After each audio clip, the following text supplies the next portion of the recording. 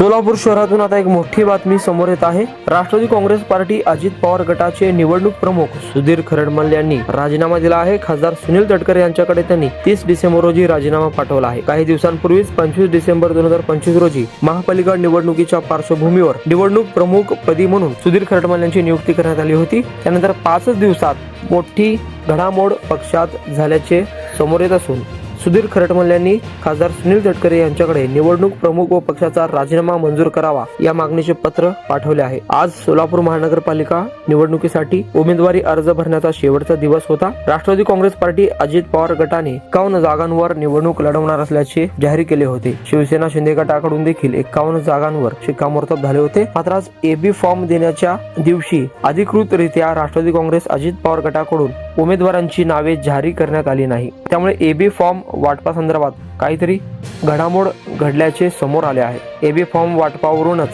सुधीर खरडमल यांनी राजीनामा दिला असण्याची शक्यता वर्तवण्यात येत आहे। या संदर्भात सुधीर खरडमल यांची अधिकृत प्रतिक्रिया समोर आलेली नाही।